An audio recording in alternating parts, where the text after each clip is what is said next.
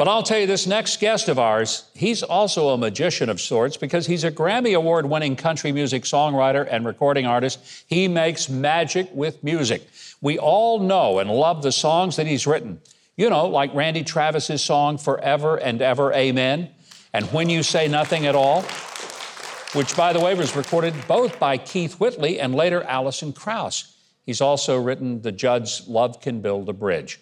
His songs are country music masterpieces. Will you please welcome Paul Overstreet?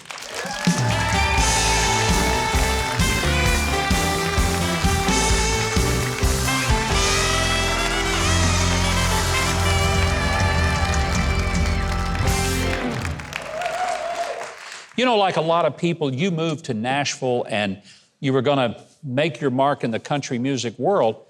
It wasn't overnight, was it? It was not. It was a long while, actually. But I thought it was going to be overnight. Most everyone does. I know, right? So I came. People were like, "You're going to have to get a job," and I was like, "I ain't getting a job. I'm going to do music."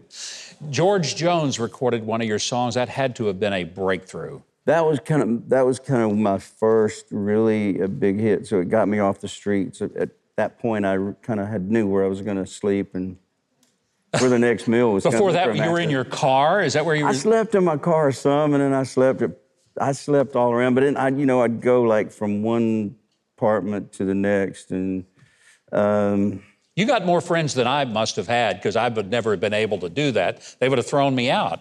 But you didn't give up, and I think that's what's remarkable.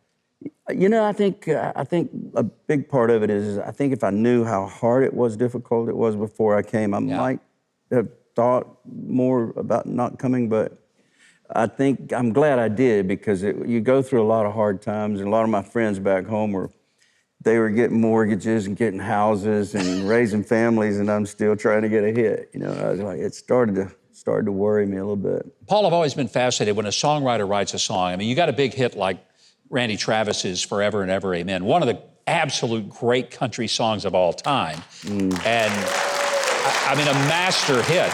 Yeah. You got to feel good about when you give birth to something and you give it away and somebody makes a hit. But what about when you write a song, an artist takes it, you think it's going to be a hit, and it doesn't turn out to be? Do you ever say, man, I should have just kept that one and done it myself? Well, I tell you a story about On the Other Hand was the first song that Randy... Another great one. Yeah, he had a big hit on that. And so I was at that place where I was going to have a record deal. It was upcoming, but I hadn't gotten there yet. But we had pitched the song for Dan Seals, same producer. Yeah. But he said, I don't hear it for Dan, but I hear it for a new artist, Randy Travis. And so they said, we'd like to cut it on Randy. And I said, it's a new artist? You know, so that's the story you're talking about. I'm like, should I keep it, you know? And I probably would have had to acquiesce to the other guys, because they probably wanted to give it to him. But nobody knew who he was at that time. It was just a new artist. Yeah. And so I remember one day I was driving down the Music Row, and a little Bible verse went through my head. And I always figure that's God just talking to you. You know, it's like, it's more blessed to give than receive. And so I went, and I was thinking about that song when that happened, and I just went, yeah, sure. So I just said, yeah, let's do it. And 5 million albums later, I'm like, and a royalty on every last one of them.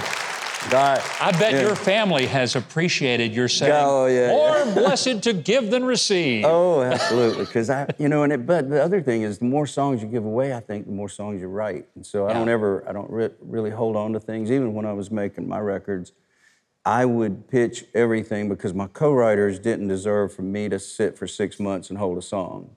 You know, we write all the time, so the more songs we wrote, the more songs I would just pitch. And if it didn't get cut when it was my turn to do a record, then I would record it.